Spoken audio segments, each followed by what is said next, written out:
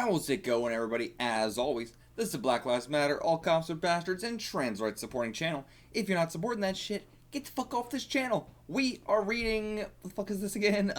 Couple of the White Room. Shiori Heya no Futari. Couple of the White Room. This is another early shoujo series. In fact, apparently this is credited as the very first Yuri Yuri one-shot or shoujo series, or it's only one shot, but I think it still counts as like a series, first Yuri series. First Yuri. Let's just say first Yuri, let's just say that. So that must mean that this came out in like very early 1971, because we have read Futari Pochi Together Alone, which was also a Yuri series, in 1971 as well. But that one came out, I believe, in like June or July or something like that, summer-ish. This one I could not find when it came out exactly. So I just decided, like, I've read most of everything else I wanted to read in 1971, so now I'm reading it. But it does seem like actually it came out at the very beginning of 1971. Not that important, but just considering it's classified as the first Yuri, and we've read some other ones, I wanted to place it in time there. But yeah, the fact that already, even after this one, there was another, Yuri one-shot we had read, and even the other ones by Akeda Ryoko, was that her name? But yeah, they had a little bit of girls' love in them. I wouldn't quite call it Yuri, but it definitely had a little bit of girls' love feeling vibe going on. But yeah, this one I assume would be more direct. Of course, we got the big contrast going on here as well, but not necessarily tomboy feminine. Maybe a little bit, we'll have to see more of the other girl. But she's got a bit of the hime cut, the princess cut, so I'm not sure about that. But yeah, the black, the white, the very pale, a little bit more like tanned yellowish skin there. We got a rose here, of course. What's shoujo if not a rose? And ribbons in her hair and everything. Also, this did run in the magazine Ribbon. I guess let's look up what, show off Ribbon. So it would have been right around here, beginning of 1971. Somewhere around here, beginning of the year. But yeah, this is what the magazine covers looked like. Very interesting, because I'm definitely more used to we were looking at it down here and stuff with Ribbon. But I like Ribbon's covers a lot. We looked at some other shoujo covers, and they get a bit lazy and they just put a bunch of live action people on the cover. But I appreciate Ribbon not doing that. They're always very manga focused. They always have actual manga characters, being shown off on the covers. I don't think we could find a single live action person on any of these, actually. To be fair, that's very surprising. Even all manga magazines around this time, they put some live action people on the cover here or there. Okay, well, there's one. But I mean, that doesn't even really count. That's not like the cover. But yeah, says a lot. Now you got like goofy shit like that. Cool. Yeah, Ribbon's definitely my favorite of the ones that we've got. And I mean, it's also still going on in 2026. Like, it's still ongoing. It's crazy. But yeah, so this is by Yamagishi Ryoko, who is another one of these artists amongst Year 24, I think it's called, which is just a grouping of a bunch of shoujo artists that made shoujo what it is. They influenced shoujo throughout the 70s to make it what it is today. And she is one of those. She had a debut with some one-shot before this, but then this one-shot is what, put her on the map and everything like that. It won her an award and everything, and yeah, let's get into it, see what it's all about. Okay, not what I was expecting here. So she's wearing a full all-black outfit and some sort of head covering here. Got those sleeves that then connect with a ring around the middle finger to hold it up. And then she's got string connecting her to the other girl here, wrapped around both her fingers there. And yeah, butterflies, flowers, and that. But what exactly is this outfit? What is going on here? Like a dancer, perhaps, assumingly? Ballerina, maybe? The black with these sort of almost like stars in it or something. Very interesting. Okay, open window. Was originally in color, it seems, but don't get to see it in color. Stroll behind the sacred porcelain statue within those folded wings. A secret darkness. Therein lies the crossroad of our hearts. The stone angel, returning to the sun like the feathers of Icarus. So, this will be a story, I assume, about, an athlete, about, I'm imagining this is going to be, she's an athlete, maybe she is dancing, ballerina, something like that, some other form, whatever's going on with this whole cloth thing, I'm not sure what form that would be, but, definitely seems like a dancer sort of thing, and then she would be, just a watcher of the dancer, assumingly, but, so, stroll behind the sacred porcelain statue being her, like the dancer, the celebrity, the person with, you know, all this importance put upon them, like Icarus. Within those folded wings, a secret darkness, the true side of her, probably the fact that she's a lesbian. Therein lies the crossroad of our hearts, career, love, you know, what we want, what is expected of us. The stone angel returning to the sun, like the feathers of Icarus, will win her over, but it'll probably have a tragic ending, like so many queer stories do, and just truly, you know, so many shoujo romance stories in general. Very hard to find a shoujo romance that does not end tragically. Alright, chapter 1. I mean, well, not chapter 1, it's a one-shot, the only chapter. Chapter 0. But yeah, very huge building here, very huge school. And Razine is it Razine or Resine? I would assume Razine if it's a Japanese name, but yeah, I looked it up, figured it would probably be a French thing. It's Razine, would be how you pronounce it specifically. But okay, yeah, so another classic situation. We got a boarding school here where everybody here is from respectable families. She is not. Just stay at our house. Jan and Elizabeth is so happy if you did. But yes, this is definitely taking place in France, assumingly, or just in generic Europe. There's plenty of shoujo series too. Liar, you're just after the child support and the wealth that comes with taking me in. Okay, I see. Was not expecting that. She seems very sweet, but apparently not. I mean, again, hard to take a child's word for this, you know, if she's actually telling the truth or just, you know, imagining that being the case, but okay. So her mom graduated from here as well, so, you know, maybe she does have a bit of a respectable family, but not anymore because she's lost her parents. Anyways, I don't think you could even last a month here, and when that time comes, you can move to my house. So pessimistic. Life at a boarding school just might be wonderful. It just might be, but yeah, or am I just being naive? You know, with any big, great change in life, you know, it's always the question you gotta ask. But okay, so yeah, the boarding school with the Catholic nuns and all that. Strong-ass chin, and what the fuck is going on with those eyes? You know, it's you know, she's got shoujo has the full black eyes, a little bit of white sparkles. But when you reduce it down to just that looks horrifying. Okay, lost her parents during a traffic accident. Okay, I assume the other girl is Simone here, which I still find it so funny that, like, you know, Japan is definitely much more used to French names sort of thing. So, like, in Gurren Lagann, how, you know, in Japanese they just call them, you know, Simone instead of Simon. But and then just for some reason, all English fans think, I mean, like, the fact the English dub goes with Simone is so funny to me. But yeah, she was supposed to be here to welcome us, but she's not here. But your roommate is Simone Dark. Or is it just Dark? Or I can't. We looked up how to pronounce it, but now I can't remember. Okay, it is just pronounced Dark. So Simone Dark. All right, what kind of girl is she? We'll find out. I like this sort of plot though. That, you know, she's trying to like stay out of Auntie's house, so I gotta be good here. I gotta pull myself together, get good grades, fit in, all that sort of stuff. You know, I like that. You know, we're having this like we don't want to go back to that house sort of thing. Alright, let's go have a good look around. Man, the way she draws the line on the chin all the time, or like these lines here, she's very like, you know, it feels very Western. Which I guess makes sense for the setting and everything. Damn, it's the best garden in all of French history, or are you just being hyperbolic, or do you really mean that? And yeah, many years ago, Mama strolled through here as well. Now getting teary-eyed. Okay, and here she is, Dark. Love her slight little tapered bell bottoms. Nice. And okay, she does have on ballerina shoes, it seems, actually. Okay. Unless those are just normal shoes, but... Oh, damn, those pants look good, though. Oh, those pants look good. Damn.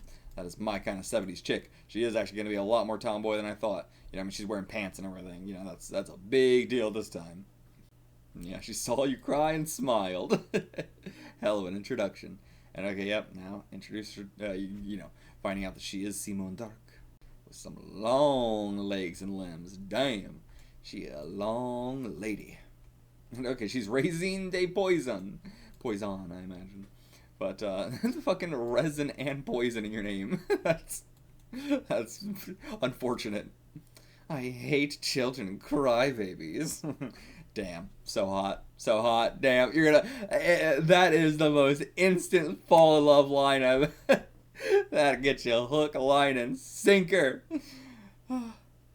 I mean, a peak moment I remember from my childhood is when I was like in probably like middle school, maybe like beginning of middle school. where a girl pushed me down on a bike and I scraped my legs and it was like super cold outside, so it hurt a lot, and I started crying about it. And she was older than me, grabbed my face and made me look up at her and said, "I want to see you cry." And that stuck with me my entire life. That's ruined me. Oh. What a rude girl. She just left without even saying hi. That's what's rude about her. Not what she said about you being a crybaby. But okay, time for supper. That was so mean. She didn't even bother to tell me that it was supper time, I see. That's why she left. But alright, she arrived earlier. Hope you still got food. But alright, she seems to be getting along well with the girls. Damn, she looks so cute, like little blushies. Aw, so cute. But yeah, they're all liking her. Hey, come over here. I'm Luis Saison. Pleased to meet you. Okay, cool. Got a little tomboy friend of her own now. Oh, she got little freckles as well. Yeah, it doesn't seem like the freckles are appearing here too well. Like, it's a little bit, like, harshly leveled, but, you know, sometimes you gotta. But yeah. Oh, you're with Simone? Don't worry about it. Another month might be a spare room. Just hold on till then. So, okay, she's got a reputation for being a girl that nobody wants to bunk with. Just, I feel so nervous while I was talking. I don't feel like eating. But yeah, so because she's just like watching over you, is that it? They're like harsh glare. Again, I really appreciate being able to see the like very simplistic art here. You know, very simple compared to like, you know, the more detailed stuff here. But even then, you can still see how it's very detailed. I'm always fascinated by like, how do you get across the idea that your art style is like very detailed while, you know, cutting as many corners as you possibly can, but not having it feel like, you know, it's noticeable in any way. And this artist does a great job of that. Because you gotta get it out, you gotta get it on the page, you gotta get it sold there. You can't spend forever on it. But and yeah, everyone else is having a good time, but she's here smiling in a way that makes her seem like she's saying, "I'm better than all of you." But Simone never returned to the room. Oh, but okay, right before it's time to check in, she comes in through the window, already in her pajamas, and slips right in. Lights out, you're tired, aren't you? Sleep well. Oh, yes, Simone's here too, right? Yes, she is. Oh my god, sneaky, and then right back out, and then right back out. Oh my god, such an outrageous girl. She's so insincere. But yeah, she's just looking at the rest of you like sheep. She's the only one here who's truly living as an individual. What a lonely place. Will I do well here? Don't catch a cold, your shoulder's showing. Well, yeah, okay, I thought this was just like, you know, her oppressive house, but actually no, it's just the you know, her mother looking after her and stuff. But then I thought they were like in a car. They were just hit by a car. Damn. Alright, now she comes to slip in. Oh, did she like hear us say something or something? I'm not sure, but she can tell. Mama's girl. Mama. Did he like, was like, no, I guess, I don't know, we didn't really say anything out loud unless we were saying like mama out loud and stuff. I'm not really sure. But either way. Oh, mama's girl, mama.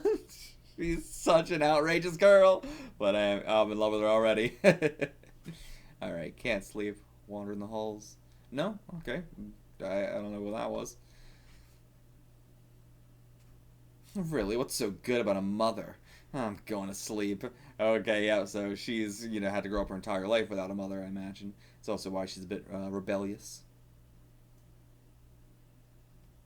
Did she just call me a mama's girl? That's so mean, teasing other people. I love it. Both of these fucking Yuri series you read are two girls that seemingly hate each other and then fall in love. And overslept because she couldn't sleep last night. But she hasn't even awoken yet. I should just ignore her. But okay, then her alarm goes off. Still not waking up. Yeah, I'm surprised. She's being a good little girl. She's waking her up for her. But she was awake. She was just waiting to see if we would wake her up. Like, just, you know, play with us or something. But okay, I'm not sure. Come on, time for the morning assembly. Ah, shut up. What the hell? There's still 15 minutes, isn't there? He's sleeping for another 10 minutes. Just like me. Just like me. What is the minimum amount of time I need? I've never met such a girl. I don't care what happens to her anymore. You're already obsessed. Ah, Luis, good morning. Good morning, Résine. Chapel's this way. But yeah, Simone's still asleep. It's just the way she is. You shouldn't worry about it. Yeah, she'll be here in time, I imagine. Yep. She is. She got here in time. She did it in 5 minutes. Oh my, I could barely make it if it was 30 minutes if it was me. I'm the exact same way. I used to, my work was so close, I would get up to work 15 minutes before I had to be at work, and I would clock in at the exact same time because it was only 5 minutes away. I needed 10 minutes to get ready. That's it. In fact, she'd get ready in 5 minutes. I'm jealous of that. I wish I could be that fast. But, like, I always take my shower at the night as well, so that way I don't have to in the morning. And so it was just a real, like, out the door immediately. You know, I have been awake for 15 minutes and I'm already at work. But I want to get as much sleep as I can. Because she didn't sleep well last night, she's feeling uncomfortable. Dainty girl like you has been sheltered all your life, can't possibly survive in such a group environment. Literally just a group environment. There's nothing about the boarding school, just the fact that it's a group environment. But yeah, she's gonna faint because there's just so many people here. She really is a dainty girl. But okay, so now Simone is actually helping her out, taking her to the nurse or something. Okay, yeah, she's got anemia.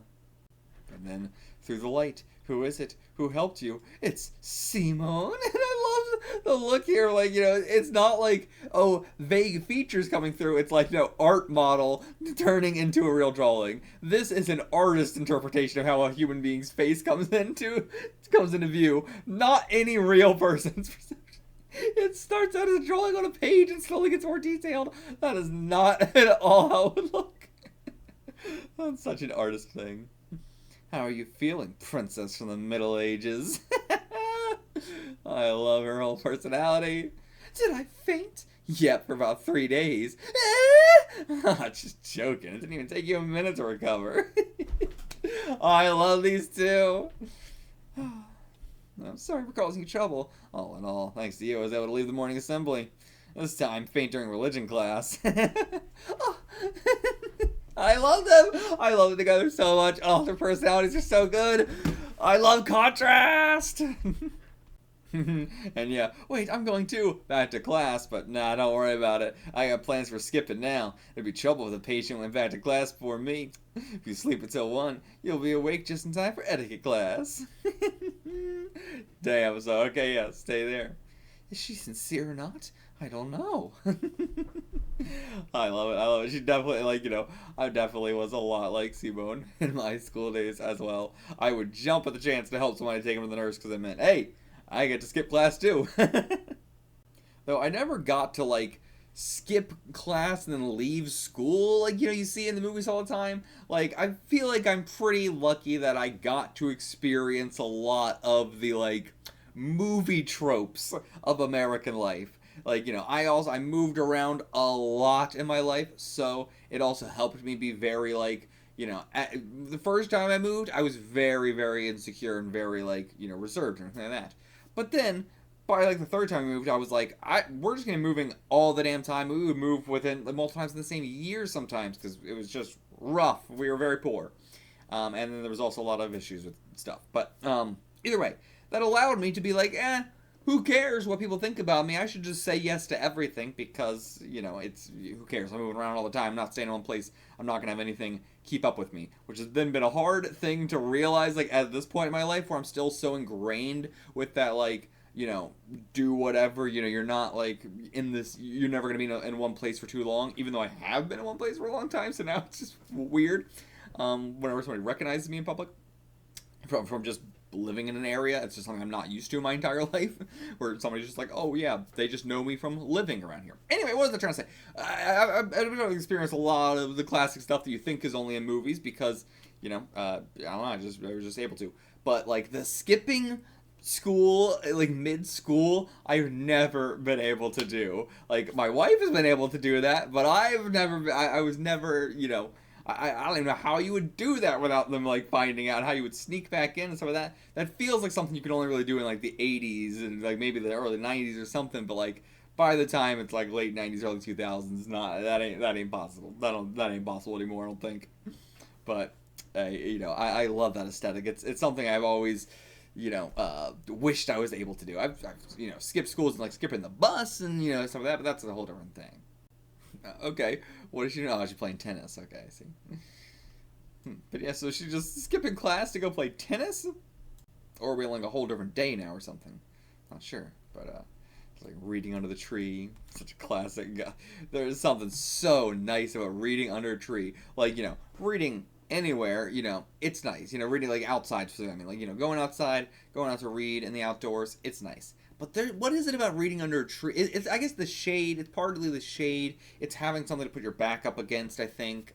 You know, it's like, you know, there's a difference between being in nature and touching nature as well. The difference between, like, reading a book, you know, on a bench and reading the book sitting down on the grass is also very different. Sitting down reading a book on the grass, sitting down reading a book on the grass with no shoes on, also very different. So maybe that's what it is. The fact that you're, like, touching nature. You got your back, your whole body up against nature. Maybe that's why it feels so good. All right. Good tennis player, too. Like, you know, the Yuri thing I think of all the time is, like, what makes a woman fall in love with another woman? Being good at sports. I mean, hey, you see it in real life all the time, too. I feel like that's the number one fucking thing I see in lesbian relationships all the time. Is the one good at sports and the one who's cute. I mean, it's the joke about, like, you know, oh, heterosexual relationships can't work unless you got the black cat girlfriend and the golden retriever boyfriend. And yet, I feel like that's very much the case with lesbian relationships, very much the case with gay relationships. Is a little bit different, I feel like. Actually, with gay relationships, I feel like the big primary trope is two guys who are exactly the same. Yeah, gay guys just date themselves. That's the primary thing. But I feel like with lesbians as well, you always get the black cat girlfriend, the golden retriever girlfriend. That's, you know, or maybe just like black cat girlfriend, white cat girlfriend. Maybe, you know, heterosexual relations, maybe more the golden retriever boyfriend. But with lesbians, a little bit more. Like, I feel like her, I don't see like golden retriever or even like dog really energy with her at all, except for maybe like a Pomeranian or something, like a very pampered one. But even then, I don't really get the energeticness of it. But like, you know, a white cat sort of thing, I could see that, you know, something like that. Maybe like, I wouldn't even say gray, definitely not, you know, like orange or anything like that. White cat. Like, cat who's always spooked by everything. I gotta say, though, this artist is not that great at the, like, imagery. Like, she's just like, here's some fucking roses, here's some hearts. Like, and I feel like that on, like, pretty much all these, you know, pages here, like even this one, like, it's like, you know, I can see what she's trying to do, but definitely I would say that's her weakness, and something she needs to get a lot better at is just the effects. Look at this does not look good, you know. Even this, like, it's okay, but like, she definitely, you know, just put a little bit of flowers behind her, just some flowers, but they don't look good. They don't heighten the scene at all. It feels like she's doing it because, like, that's the thing you do, rather than doing it because it heightens the scene. Okay, actually, this one looks really good here, but it's not a visual effect, actually. It's just, like, designing the hair and clothes and stuff like that, so I guess I can't quite count it. She's really good at the hair and clothes, based off of this, but, yeah, the visual effects, not as much. But, yeah, so slender and tall, such beautiful legs like a deer's, and that jet black hair. It could be that there's Spanish blood in her. I could tell from those passionate eyes. And, yeah, picturing her with a very, like, you know, Spanish extravagance. Damn, like, yeah, like, God, her with, like, this, you know, very Spanish, like, pulled back, you know, I don't know the word for it, but, you know, that hairstyle where it's all weaved into each other. Weaved into each other, is that the word? I'm not sure, but yeah, with the long, like, flowy, stringy strands, as opposed to, like, you know, you got the very Japanese style hime cut right now. It's extremely Japanese hime cut, with the very thick parts of the hair there together. But yeah, this looks good. And yeah, just you know, very, you know, how'd I put it? Hearing you know, in a Shoujo series when they're describing why they love a woman, it definitely appeals to me a lot more than any fucking, like, straight series. I definitely have such a queer attraction towards women. I can tell it every time I read a Shoujo series, and I'm like, this is so much more, you know, like, just this description of her, it just feels so much more like I get it than when guys describe why they like women. Which I'm like, I get it too, but you're not describing the full picture, you're describing small parts of why I like a woman. And yep, she got all the girls swooning over her too. Hey, the athletic girls always do. Getting a suntan princess. Being called princess gotta be so firing off a lot of signals in the brain. And ooh, what's this? I mean, we're just getting random images of outfits here on the side. Again, is this the thing that, like, you know, sometimes there's like an ad here on the side, so when it gets put in volume format, they have to do this, or, you know, was this just a thing they were doing on the side? This seems like a thing that just Shoujo series do, regardless of that, versus like a lot of other manga have ads here that they're having to fix, but I don't think that's the case here. But anyway, she loves these big old bell bottoms. Love them. Bell bottoms are my top tier, maybe like #1 favorite, fashion outfit of all time. And then got on some nice big old chunky heels there. Some long sleeve, long sleeve little, over or undershirt sort of thing, but like it's very oversized in her as well. Love this deep checkered vest with a tie there. Oh, she just looks so good. God, she is so my type. Alright, want to play tennis? No, it's alright, I'm really bad at it.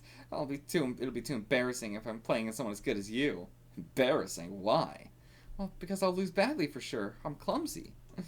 So you're not doing this because you're clumsy? You're the type that won't do things that'll make you look bad. Oh, damn! Oh, and then walks away. Doesn't even give you a chance to respond. Just when I thought she was somewhat nice. But no, I mean, this is so much my kind of personality, too. I'm exactly this kind of person. I'm a rude piece of shit. But it's because I'm trying to get the other person to improve their life, It's like, this is the exact kind of thing I would say. Being very rude to them, but it's exactly the truth. Like, come on, you're not going to do this because it'll make you look bad? Fuck off, a loser. Like, yeah. And she was about to. She was about to be like, she wanted to be coaxed into it. She wanted to be like, no, come on, play with me. It'll be fun. I'll go easy on you. But no, you ain't going to get that out of this girl. She's going to be honest. She's going to be harsh. She's going to be brutally true. Now, doing some schoolwork back in the dorm. But those piercing eyes. What are you studying so hard for? It's the homework that Mr. Bernard assigned. Are you going to do it? I love her faces here. I love the way this artist draws these kind of faces too. Like even the girls here in the crowd. Like I love like the little low detail eyes there. It's nice. She did a good job. The first page, those weird black eyes, terrible. But she's I love like a little very Sailor Moon. It looks so Sailor Moon. But yeah, very two different like styles. This is such a like she's drawing her much more like an anime character, drawing her much more like a real person, a little bit off. I mean, look at these two lines being over here. What's going on there? But yeah, a little bit of we've seen this art style in like Sasori as well. It's what I would think of as like a little bit of a mix between like shoujo and josei. This is a little bit leaning more toward josei, but either way, love these faces. And smoking cigarettes. Such delinquency. I must ignore her. Ah, God, the delinquent girl and the little corruptible princess. The best pairing ever. We gotta be reading more shoujo. I mean, I'm glad. The reason we haven't been reading shoujo is because I've been waiting for them to come out, and they just started coming out in 1971. She's just always staring at you. God, this is just... The feeling of reading this is so real. I love it. They're just capturing such like indescribable vibes. This smug girl who's smoking a cigarette, just staring at you the entire time. Why the hell is she staring at me? What's she staring at me for? But she's just fascinated by every little bit of you. I mean, in the same way that you'd be fascinated about a cute little bunny who's so innocent and doesn't understand. It's the same sort of thing. Fascinated by that innocence. You have ink stuck in your right cheek. Really? Is there really something there? There's nothing there. Practical joke again. Making fun of me again. But alright, done. And then takes her. Alright, she was going to copy it. I see. I was working on that while you did nothing. Yeah, thank you. I understand now. For whose sake do you study so hard? That's my line. Looking at other people's work won't help you study. Oh, she ain't interested in studying. Again, so real. It's the exact same sort of thing I did. I did not study a day in my life ever. It was either a subject that I just naturally was very good at it, like history or science, in which never needed to study. Even when people around me were studying like hardcore, I just was very lucky in that studying was extremely easy to me. There's just certain kinds of learning that come easy to people. And, like, memorizing information for a brief amount of time when I need to put it on a test, is like, I didn't learn any of that. It's not like I was learning any of it. It was just, it stays in my mind long enough for me to put it on the test, and then it immediately is in my mind once the test is done. If you had me take the same test the next day, I would flunk it. I would do terribly. My brain only works and able to maintain information long enough for when it's needed and then dump it. So tests were very easy to me. But then for, homework, I refused to do homework. The idea of homework was insane to me. I almost failed 4th grade because I just refused to do homework. Like, throughout all my schooling, from the very beginning to the very end, never did homework once. I just, that's why I always had bad grades in school, because I would do extremely well on everything else. I pretty much had, like, if it weren't for homework, I'd probably have straight A's. But because of homework, most of my classes I was, like, flunking in pretty badly, and I almost got held back a couple times because of not doing my homework. But, there was one grade where I was going to flunk if I didn't, so I just copied other people's homework. I would just, as soon as the class started, I would just, go around asking if I could borrow anybody's homework. They would let me. I would copy it all down. That's simple. But, yeah, I refuse to do homework. Refuse to do it. It is absolute bullshit to me. Makes no sense. Will not. Will never do it. I mean, it's the same sort of thing of, like, I will never, ever be available after I'm done working my job. If I am off the clock, I'm off the clock. If it's my day off, it's my day off. I will never, ever come into work if you are calling me into work on my day off. Never once done it. Never once in my life will ever do it. And, if you are trying to contact me about something at work when it's my day off or when I'm off of work, I'm off work. I don't care. If you're trying to get me to stay after, because it's like, oh, somebody called out, we need somebody to stay longer to cover the shift. Don't care. Sorry, ain't happening. I'm out of here. That's my fucking time. I'm out of here. And that is, it's helped me a lot in life. And yeah, so I, like, really appreciate what she's saying here about, like, who do you study for? Like, what are you studying for? And, like, her answer really is that she's studying to stay at this boarding school so she doesn't have to go live with her aunt. That's, like, the answer of why she's studying. I don't think it's for her future. It's to stay out of the house with her aunt. And, like, why, if somebody asked me, why am I studying in school, I would have no answer. Why am I studying? I don't fucking know. I'm not going to use this for anything. I don't plan to have a career. So, like, and yeah, you study for your own sake. Even if you do look at your work, you're still the one who did it. And the knowledge is yours to keep. Doesn't make a difference. Yeah, if you're studying for yourself, why does it bother you that she's copying your homework? Why does it bother you that she's copying it? Who gives a shit? You're studying it so that way you can have the information, right? If it is that, if you're studying for the information, for the knowledge, for the intelligence, who cares if someone else is also getting that intelligence? Isn't that a good thing? The only thing you're saying is like, oh, well, now you didn't put into the work. Well, it's unfair. Well, okay, well, what are you studying for then? Are you studying to be better than other people? Because that's kind of what you have a problem with her, that she's smug and she thinks she's better than other people. But if you're studying to be better than other people, that makes you no different than her. I mean, this kind of shit is why I hated school so much. And why, like, now that I'm out of school, I truly spend at least, like, 30% of, like, every day learning stuff. I love learning. I am constantly, studying history.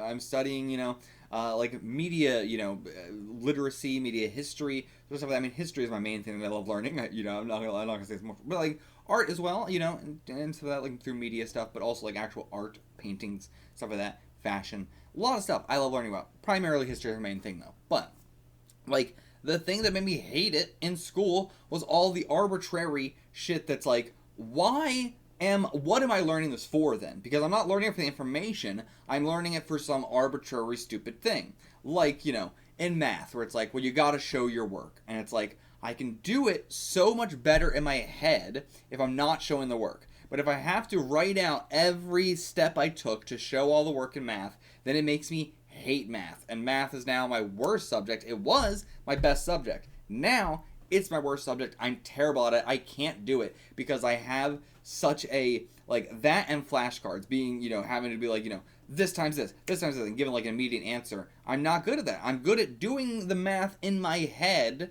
slowly. If I have to write it on paper, it a little bit confuses me. If I have to do it in my head, it's easier, but I need time to do it. So being rushed to do it or having to show my work made me turn off from math, and now it's hard for me to do math. It's just difficult. It sucks because I have this like internal fear about it. Stuff like science and history, where it's like, oh no, you can't use Wikipedia, which has cited sources of real published papers and everything for this. You have to use some random fucking conservative dude's website.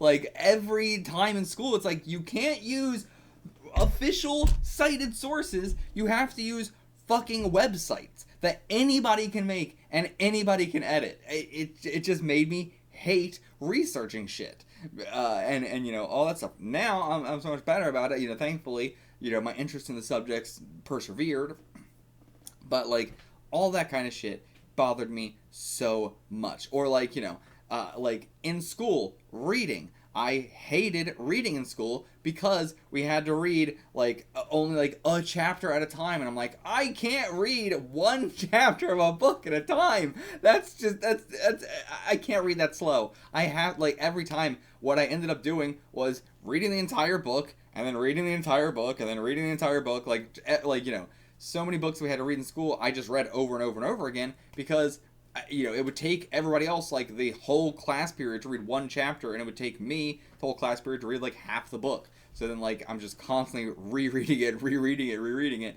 But, you know, I didn't like that, but I would have much preferred to be able to be like, hey, can I read this book, do my report on it, and then read other books during this class period? Which I did ask my teachers, but they never let me, because it was always like, no, you're not allowed, you got to read the chapter we're reading. So I would just pretend to read the chapter they're reading when really I'm just reading the whole goddamn book again.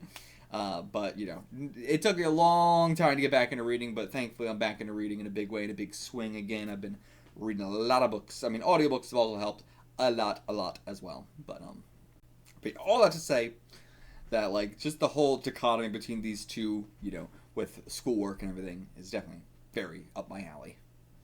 And yeah, don't be so stingy about it. Come on. And I mean, truly, I can't describe their personalities better than the girl who just leaves and the girl who throws herself on the bed.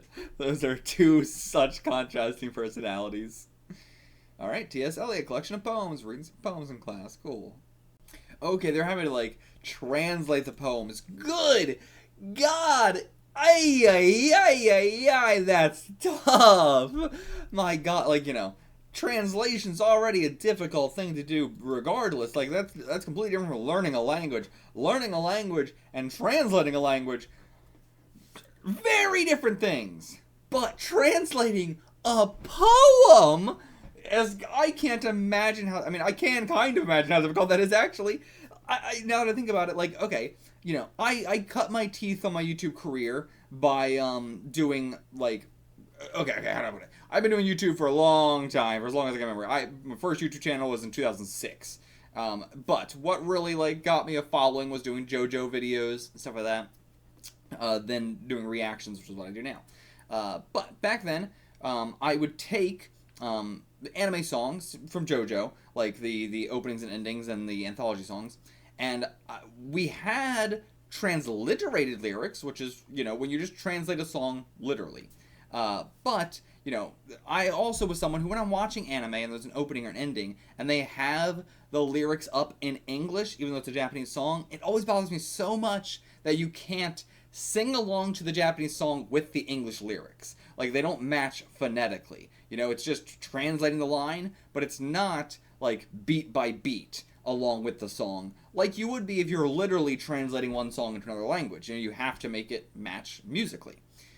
So that was something I did a lot back in my early day of taking anime songs and phonetically translating them, or like matching them up phonetically, which is, you know, essentially changing the lines, translating the lines in a way that fits musically with the line, that rhymes with, you know, all that stuff.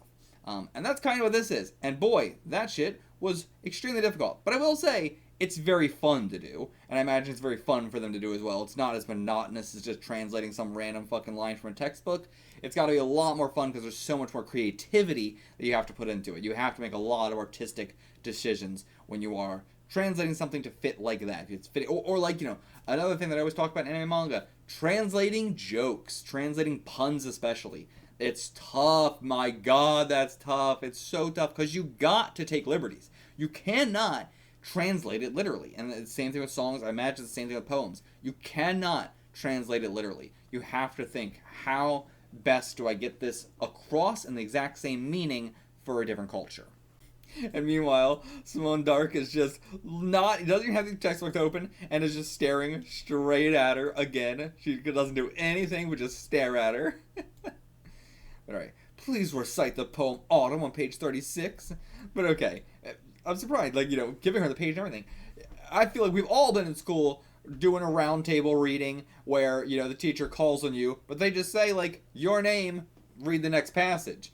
They don't, it would be a lot easier if they were like, please recite the poem Autumn on page 36. Because then if I had my textbook closed, not paying attention, daydreaming, whatever, I'd be like, oh, okay, Autumn, page 36. But when they're just like, if he was just like, Simone Dark, read the next passage, then she would be like, oh, shit, where are we? I assume, I don't actually know. But yeah, so he's got so mad at her, but then he gave her an out. All right, well, I guess this is also their own. It's not like they're reading out of a book, of course. They're reading their own translations, but yeah. Since she read mine, she should be able to translate it. She just needs the general idea. I mean, that's also like, she is so smart that she does just need the general idea. I mean, I should have said she's so smart, because now what I want to say sounds so fucked. But, like, that's what I used to do in school all the time, too, especially in, like, English class, because there was some books that I just straight up didn't want to read, because I'm just like, I don't fucking care. I mean, one I definitely remember was one that was about America in, like, the, like, 1880s, I think, or something like that, and I was like, I don't care about this, setting. Like, I just don't, like, I know the kind of things I'm into, I know the kind of history and the kind of, stuff that I'm into, and America in the 1800s is just simply not something I give a fuck about. It's just simply, I don't care. I do not care. And so, like, I didn't read the book at all, but I was able to, based off of the questions on the quiz, answer what I thought would be the answer. The one I remember, like, so clearly was, like, what does the vulture circling their heads represent? And I was like, okay, I mean, and like, obviously the answer is not, it represents they're about to die. It's like, well, I mean, that would be the, that's be the, like, the literal thing, but, like, they're asking for metaphorically, what does it represent? What does it represent? I don't know. I have not read the book. I don't know really anything about the book at all, except for it's people making a journey across the desert or something. So I was like, it represents how, their journey itself is dying, is decaying, is, falling apart, and the people are falling apart, the group is falling apart, not that they are literally dying, like that is happening, but also that metaphorically everything's breaking down, decaying like a body, and the teacher used that as an example for the class, because she was like, it's clear none of you people read the book, but look, this is how, like, or like, I don't know if it was none of you read the book, like none of you had a good essay, I think it was nobody had a good essay, but it was like, look at this essay, it's excellent, this is clear, and it was like, I didn't even read the book at all, but I'm doing the exact same thing Simon's doing. You just need the general idea, and if you have good media literacy, you should be able to extrapolate from there. Especially if it's an English class or school where you're reading classics. You're not reading shit that's deconstructing. You're not reading shit that's like, oh wow, I wouldn't have expected that. You're reading classics. You should know what to expect. But alright, so her translation. Once I have known her, I must die. Okay, and so, like, yeah, not at all what the other interpretation was. And she read hers, and she was like, oh, that's what your interpretation was? Okay, I got the idea. And it was a completely different one. She got something completely different out of it. But by seeing how she interpreted the line, she was then able to come up with her own interpretation. Love that. Genius. And again, these flowers feel, so they're not adding anything to the scene. They're also so vagina. They're so Georgia O'Keeffe. But yeah, once I have known her, I must die. Is that what's going on with these two as well? Is this going to be another tragic ending? Like, this, nothing about this feels like there should be a tragic ending here, but it's shoujo. It feels like we're going to have a tragic ending. So is the tragic ending going to be that, like, that's why she's acting even more, rebellious than she is? Like, once she sees such a pure princess, once I've known her, I must die. Or is it also, from her perspective, once I know her, I must die? Could go either way, I think. Okay, back to this image. So yeah, spider thread all throughout. Interesting. And like, yeah, it's very like, I would imagine it's very like Middle Eastern sort of like head, the like, where it drapes inward at a point there. I feel like, but I could be wrong, but I don't know. Anyway, for that shining smile that is so difficult to describe, I must die. For those light, delicate hands I must die. Okay, yeah, that's why she's staring at her all the time. So yeah, that is the dark secret within her, that she is just in love. For her sake, I must. What are you reading? I don't see a poem like that anywhere. Are you making this up? Okay, so actually not from she just was speaking from the heart, her own poem from the heart, straight to her. For that shining smile that is so difficult to describe, I must die. For those light, delicate hands, I must die. For her sake, I must die. Incredible. Why did Simone just do that? Was she trying to tell me that she wouldn't steal my work? That's what you think that was about? Wouldn't it be better if you had properly recited it? Didn't get it. She just that so with the face of like, dense bitch, didn't get it.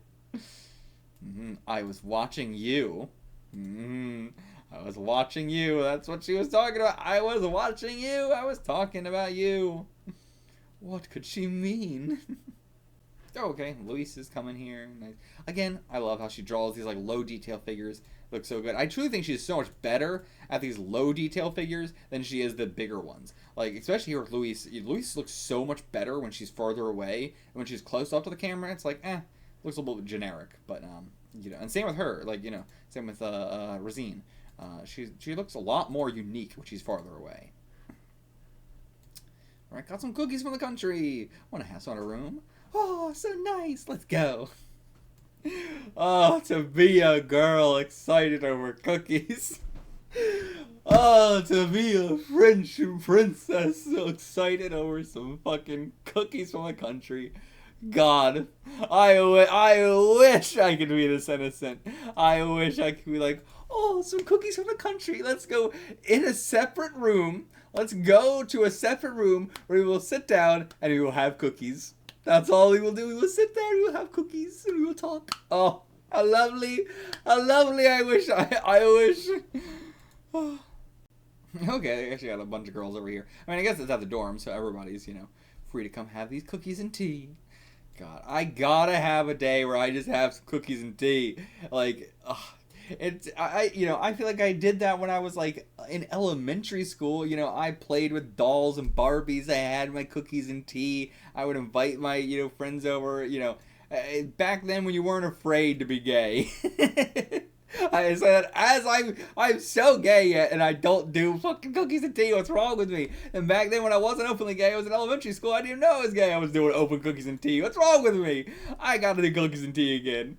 What's wrong with me? If I had to describe Simone in one word, it would be player. She has a different date every night. Okay, really? That's what she was... Okay. I thought that's what she was describing her as, like, towards herself. But, no, she just means dinner with the guys. Yeah, it's a secret, but it seems like she's part of the local acting troupe. Okay. And everyone there is the hots for her. After all, she really looks like that actress. Eleonora Laurel. Okay, I tried to look up the actress, and it only came up with something from this manga, so I assume it's, of course, not a real actress, but an actress that will appear in this manga, apparently. I don't know how we're gonna... I guess she is the... I guess that's actually what we're gonna do. Shit, I might just phone myself there, but I guess she might be literally the actress. Every girl's enemy. Yeah, that's why, you know, all the girls are always swooning over her. Because she's their enemy. And okay, she's actually realizing it. Yeah, once I've known her, I must die. I was watching you, but that's a love poem. Was it from me? A playgirl's girlfriend? Alright, and oh my god, she's just laying on the tree there. Fully inside. Yeah, she's drunk. Oh my god, this is the moment. God, she looks so cool. She is so fucking cool. It kills me that so many, like, of these one-shots have some of, like, the most iconic, cool-ass fucking characters that will stick with you forever. And I'm like, why couldn't you be a part of a series? You're just a one-shot character. It's unfair. It's not fair. Oh, yeah, and then pulls her in, but flops all over her. What's it like to have the weight of another on you? Oh, you get the aerial view. Get up, Simone, you're heavy. Feel that weight upon you. And, like, how much she trusts you. You know, she always goes out without telling anybody, but, you know, she trusts you completely. And you lock in those hands. But now, knock, knock, knock. Heard some noise in there. Is everything alright? Oh, yeah, I was half asleep and knocked the table over. But yeah, she drunk as a skunk. I mean, not that drunk, really. You know, she's barely drunk, but for being teens. But back to tennis. Should have been more forceful and pushed her away. But why didn't I? If I had wanted to, I could have.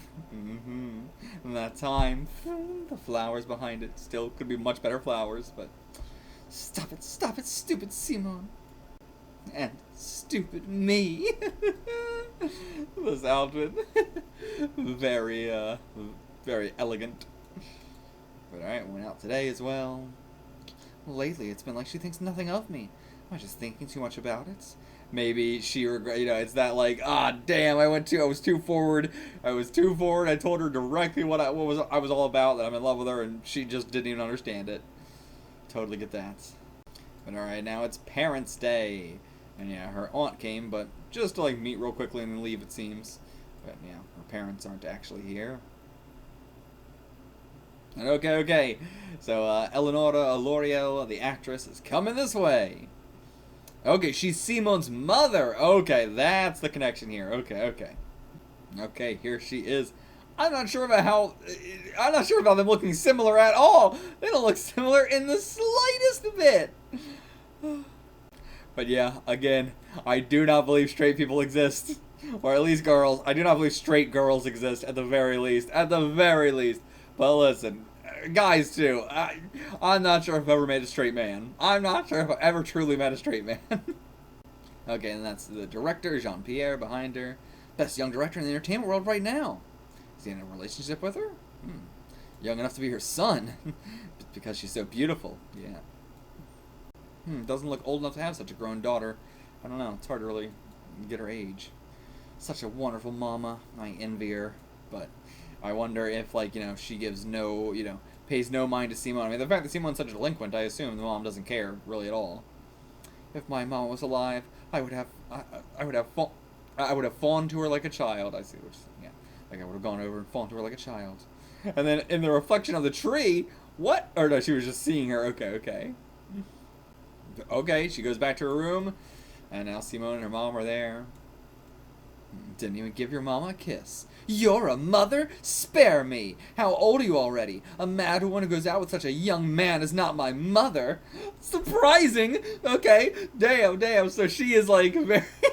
someone as delinquent as her and as like, you know, laissez-faire as her about everything in life is so upset about her having a, like, you know, age gap relationship, even though they're adults. I see. How many men are you gonna have before you're satisfied? I'm which man's daughter amongst the many? Can you answer that? Okay, yeah, so she doesn't even know who her own father is. Year after year I've been imprisoned here. I'm the girl who didn't even get a single letter from you. Okay. And now you show up all motherly on me? I'm not an idiot. But okay, yeah, so it's not exactly this. It's obviously, like, you know, the fact that she's been neglected her entire life. But then, you know, you lash out at everything when you are lashing out. So she's lashing out at all the aspects of it. Yeah, wrote her letters, never got one in return. Always had to, you know, everybody else with the parents' day, meet their parents, she never got it. Her birthday, what is this? Mama, you're gonna come get me for Christmas, right? Never did. At the beach herself, all alone. Taking clip outs from magazines of her mother to be like, oh, my mom. Oh, brutal. Leave and never come back. Get out! And oh, God. And just, yeah, jumps out the window. Yeah, sees her. Now, the exact opposite. She sees her crying. And everything she was saying to her was projection. I hate crybabies. I hate, you know, mama's girls. All that. Just projection. She's the same way. And, you know, it's not like she was, like, being hypocritical on purpose. She was pretending like, I'm not a crybaby. I don't care about my mama. I don't care about any of that shit. I'm over it. But clearly not. And yeah, like, is she out stirring up some trouble with some guy right now to forget about these terrible things? But I don't think there's anything wrong with that. Like, you know, in the same way where, like, her mom dating all these people, well, you know, there's nothing wrong with that. But especially, you know, for Simone, like, you know, it's always so villainized of, like, you know, oh, you're dating around a bunch when you're, you know, a teenager. Yeah, that's the perfect time to be doing that. Trying to have a serious relationship when you're a teenager just is dumb. I mean, even in your, like, early 20s, you really should not be trying to have a serious relationship. You know, if you accidentally fall into one, that's fine. But I don't think you should be having the goal to be having a serious relationship in your 20s. You should be trying to experience as many relationships as you possibly can, you know? And, like, stirring up some trouble with you know, when you're a kid, ain't nothing wrong with that. Stir up some trouble. Have some fun. But okay, outside in the night by the fountain, Simone crying. Can you comfort her? How do you comfort a girl like this? But then, yeah, she dries those tears, puts her stone face on. I don't know how to comfort you, but just to sit here by your side. Holds her hand, but pulls her in. Do you hate me? Okay, locks her in the kiss. Okay, so sudden, so fast. And now we're cutting away. Okay, not what I was expecting. I don't know, I kind of, you know, this doesn't hit, you know, it doesn't make my heart flutter. I think it could have been a better moment.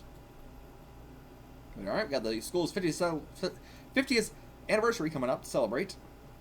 We're going to do the English play by Shakespeare, Romeo and Juliet this semester. Are we about to read 2 Romeo and Juliet, but it's Yuri series back to back? It's okay, who's playing Romeo? Tall and masculine. Who could it be? Luis or Simon? Okay, yeah, could have. I like bring Luis into it. So okay, they want Simone to do it.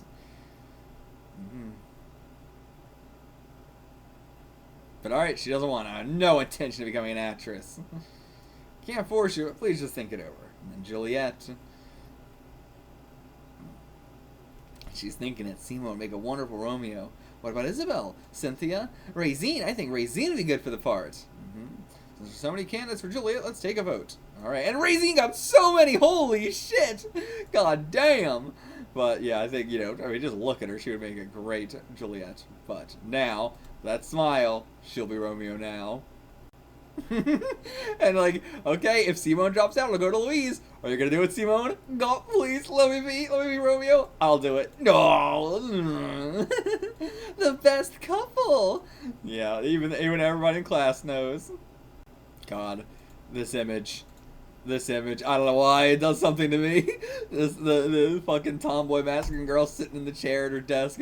The princess innocent little puppy dog girl sitting on a pillow on the ground. Oh, it's so pet play coded, and yet it's not actually that in any way, but yet it's so coded. But ever since that night, it's become difficult to talk to Simone. That night isn't the kiss, I imagine. And yeah, alright, during practice, then you two kiss and everything like that. Also, damn, I love this outfit. Great Romeo outfit there. And Juliet outfit definitely leaves a lot to be desired, I'll say. But what is this image in the background? Who's that? Just Doraemon or something. What the fuck? Oh. But yeah, like, Sensei, that's perverted. They're girls, there's nothing to be embarrassed about. That makes it even worse, right, Raisin? But alright, if that's the case, then you can just bring your faces close together since you'll be facing away from the audience.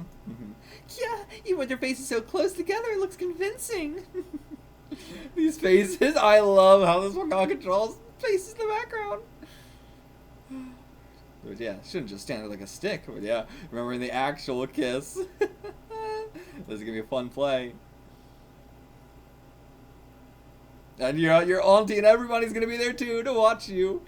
And I know 100% she ain't just gonna be, let's bring our faces close together. She's gonna kiss you in that moment for sure. She's gonna want to surprise you. God damn. Okay. Holy shit. That is a hell of a fucking cleanup. God damn. She makes a great man. Holy fuck. God damn, she looks incredible. Just like a star. Such a wonderful Romeo. Everyone's gonna be so impressed. God damn. I can't get over that. That's so good. Holy. And yeah, I thought we were already seeing the Romeo and Juliet outfits back here, and I was like, that's a good Romeo outfit, like modernizing it up and everything like that. But and you know, I thought this was a Juliet one, which could use a lot of work, but no, not the case. This one much more traditional. We are doing very traditional Romeo and Juliet. But all right, the curtains rise, the play begins. And okay, yeah, this is a much better Juliet outfit. No, it's funny, like, even here it looks like they like swapped hair colors, like, because now she's got black as well. Oh, swear not by the moon, the inconstant moon, that motherly changes in her circled orb. Sleep dwell upon thine eyes, peace in thy breast, farewell, farewell. One kiss and I'll descend. And that looks like a hell of a lip-locked kiss. I thought she was gonna really surprise it by her, but yeah, they really didn't. They really kissed. Oh, I'm so moved. Everybody's gay. Everybody's gay. Okay, it did shock her. It did take her aback.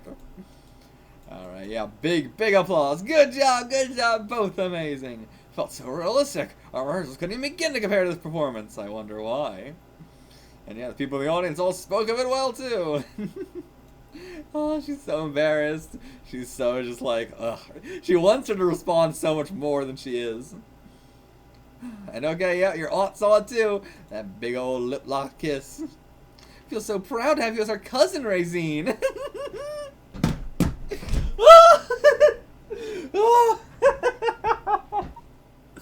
Oh my god, I love this. This is getting a 10 out of 10. This might be the first one-shot we read that's 10 out of 10.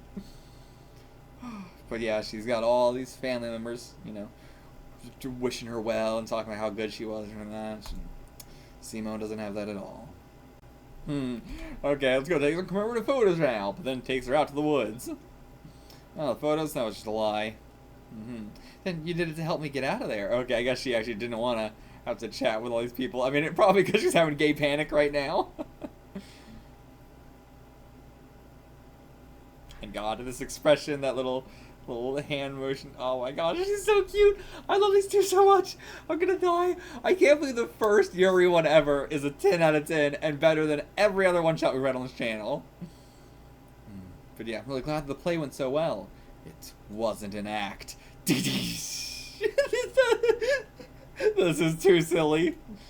But alright, I love you, Raisin. Puts her arms around her. I don't know. It's just something about this that doesn't feel quite right. But okay, now her cousin. Oh no, that's Louise. Oh, never mind. Okay. Mama and Papa came, but I was only in charge of props. If only Simone had refused, then I would have been Romeo. But alright, now we're gonna see him struggle. Oh, this the panel break as she sees this. What's up with those two? Odd, very odd. That scene was really something. Oh no, God, this font is awful, awful. Who did this? Who did this? Oh. But yeah, they seem very, very close. And okay, now she's hearing it in the library through this. Did you hear about Raisin and Simone? Someone saw them embracing. What? They're lesbos. Lesbos. Now we're gonna have a fucking both gonna kill themselves ending. It's Romeo and Juliet. We know where it's going. And yeah, now she's actually fretting over her. Now she actually does feel for her empathetically and everything, but now it's too late. This is the darkness. I mean, I've experienced this plenty of times in my life, you know, expressing my love for someone who's clearly bi-curious, and then the whole society aspect of it is what causes them to, you know, get so scared that bad things happen, you know. The worst, I experienced was just my best friend, you know, completely, you know, like, ghosting me, never contacting me again after, like, you know, confessing my love for him after we were fucking around doing a lot of gay shit for months, like, but it was the love word, you know, that really, like, you know, spooked him. But yeah, some people just cannot handle the societal pressures of being queer. Yeah, they saw us embracing, called us lesbians. The harshness comes over her face. Give me that, or you're gonna spill it on your dress and stain it. Yeah, were you shocked? Are you saying that you aren't? Yeah, of course not.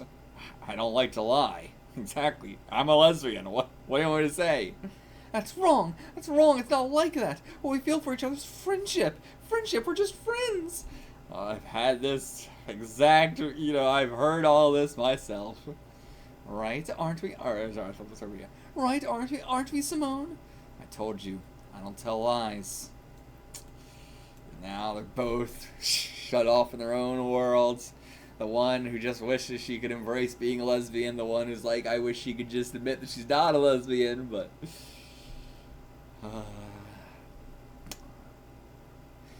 Want to find a boyfriend? I'll introduce you to some guys. Yeah, God, I love her. It's so real. This is like clearly such an actual queer writer for the series. Like, she understands these emotions. These are not like caricatures. These are real queer people. Okay, transitioning. We're going to a bit of a party here. Yo, Simone, it's been a while. Hey, I've been waiting for you. Oh my God, that looks like the guy from Gundam. Oh, he's that cute girl behind you. Respected member? Well, I guess I've never considered that, like, I mean, Gundam came out in the 70s, so that's why everybody looks like they're in the 70s in Gundam. I guess that just makes sense. But yeah, she's looking for a boyfriend.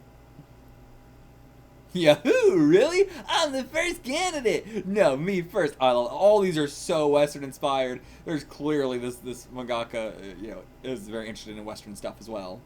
Shove over, idiot. Rosine-san, I'm Ronan Amond. Ronan Amond. Yeah, he was there, actually. Juliet in the school festival. I saw it. You were wonderful.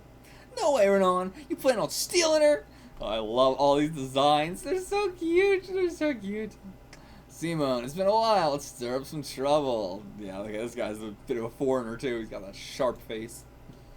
I mean, I guess they're all supposed to be fair, but the rest of them look very, like, just anime.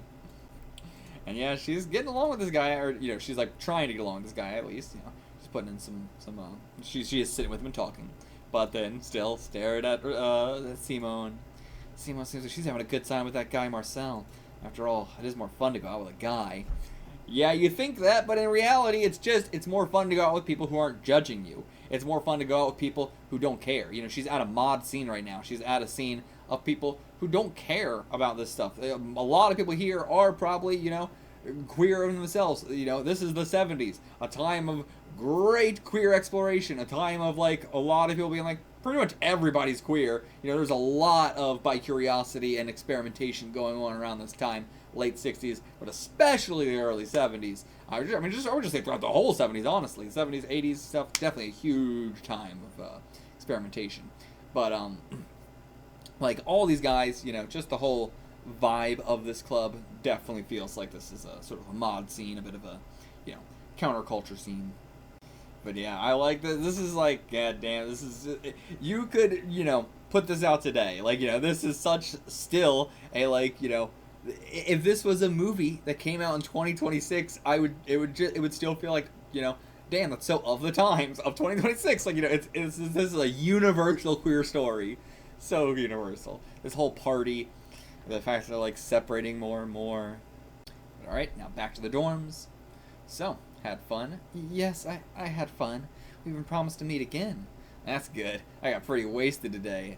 Changing in front of her. I love her tomboy attitude. Yeah. Did you have fun too? Yeah, of course. But she's crying. Nothing at all. I'm not crying. So this is a face that's not crying. Oh my god. That's literally what happened to me. That's literally what happened to me. My god. I don't feel like crying. Really. The tears just coming out. I just feel kind of strange today. Must be the alcohol, I'm not sure. Really, I'm fine. Once again, turns her head up to her as she cries. Rosine, you forgot about me and went out and had fun, didn't you? I'm nothing to you. Yeah. Oh my god. Again, it's what we said with the tennis match. She wants her to pull her in. She wants her to want her, She doesn't want her to play this bad girl. It's like, I don't care. But even though it's the kind of shield that she has to put on to protect herself, from these genuine emotions. You got, the full all sleeves on my shoulder, or all feelings on my sleeve, all heart on my sleeve, queer person against the queer person who is trying so hard to not let anything affect them. I've been in the situation too many times. But I won't forget you, not even for a moment. And the waves crash behind them. But this is definitely going to end in tragedy. But okay, coming to terms with it, you do love her. but can't deal with people thinking that you're lesbos, can't deal with knowing that you're lesbos, can't deal with being shunned from society. I mean, this whole thing started with her being like, oh, can I get along with a group of people? Can me get along with a group of people? Is that not just like, can I be queer and exist in the world? But yeah, instead, I'll fall in love with Renand. I have to fall in love with him. It's the only way. But yeah, do you love him? Yeah, I love him very much. And me? I love you too, Simone, but just as a friend. Yes, I fawned over you a lot, but just as a friend. No way, it has to be a lie. Yeah. Is the time you spent with Renand better than we were together? Is it? Just trying to avoid being hurt. But same thing could be said to you. Both of you are just trying to avoid getting hurt. You don't want to remove yourself from your position above the rail of the ordinary world. Exactly. It's a rough thing. I mean, you see this, it's just everything. Like, this equates to a lot more than just queer stuff as well. Like, this is just a universal thing in life. People don't want to be on the outskirts. They don't want to be the odd one out, It's a hard time for people to accept that you ain't going to be a part of, full society. And yeah, I won't entrust my heart to a stone statue as you have. Bringing it back to the poem's beginning. The two of us are in love. Great silhouette work there. Oh, fantastic, fantastic art piece. The outline's incredible. Love it. I love how it looks like they went like for each line of this thing. Oh, so good. Oh, that was a 2-page spread, actually, I think.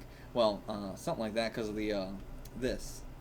Because if it's true, even if it's a desperate struggle, I can be flooded with emotion. Exactly. Oh, so tragic.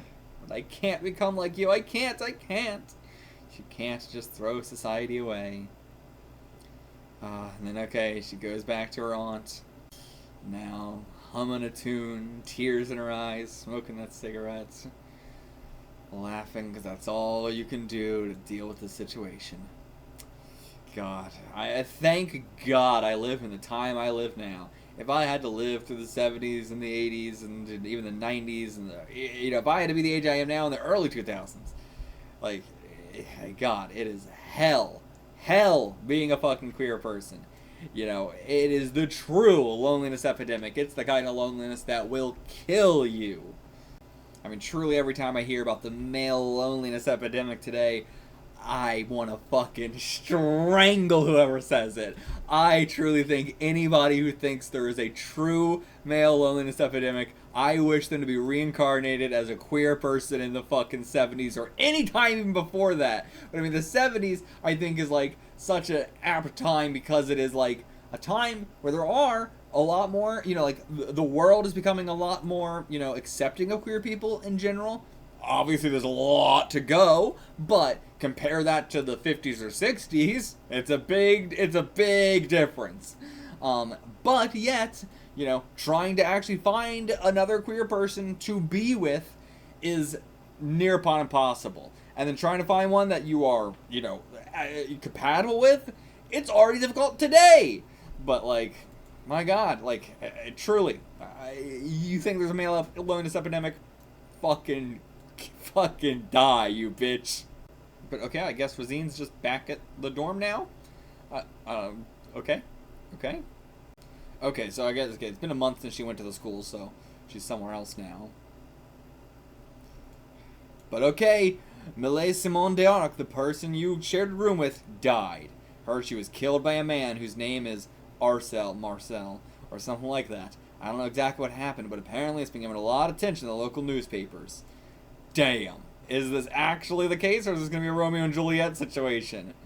Oh my God. Is this going to be like the test? Is this going to be Simone's fucked up test of, do you actually love me enough to kill yourself? But yeah, so she did suddenly quit school and moved. But alright, calling up Renand to see what's going on. And he was actually there when it happened. Damn, I mean, this can't be a Romeo and Juliet situation. Like, this is like such a time lag. But alright, she's going there for the funeral. But never mind, the funeral's already over. So she's just going there in general. It really seemed like we were just play acting. Definitely thought Simone was only joking. That day, I, Marcel, and 5 others went to our usual bar, and Seema was there drinking. To tell you the truth, she never really drank much, but that day she was totally plastered. Yeah, it was the day she quit, I imagine. Oh, you drank too much? Should I take care of you, Simone? Shut up and leave me alone, asshole. Those words don't suit you, my lover. Give it up. You have no right to call me your lover, because I already have someone I'm in love with. You're joking, right, Simone? But I was just playing with you a little. Yeah, I love that person so much, just can't fall in love with anyone else. Are you saying you deceived me? What a thing to say. Wasn't it just your own little fiction from the beginning? But yeah, now he's gonna get violent. Yeah, your seriousness doesn't amount to much. Bet you couldn't prove it to me. And then he pulls out a knife. I was serious about you. And yeah, she's drunk and everything. Like, this is, you're taking all this so seriously while she's drunk. And I'll do it without any regrets. God damn, I'm a bad guy. Think you can kill me then? Yeah, then I'm gonna kill myself. Sounds interesting. Go right ahead. We don't get many chances to act out murder scenes.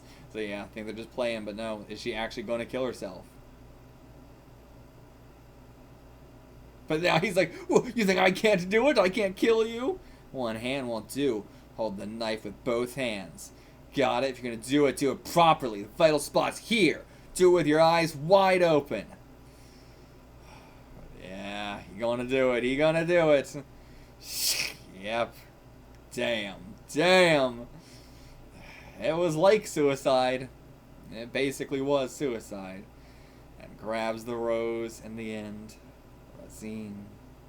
And damn, the blood dyed all the roses blood red. The white roses. And yeah, she knows she died for her. And now she's gonna die as well. Definitely. And I got a letter to you from Simone. And her mother didn't even do anything. Her mother just left right away. So it was up to the people at the club to put everything in order for her. Alright, goes out to the wilderness to read it, to the forest. Once I have known her, I must die. For that shining smile that is so difficult to describe, I must die.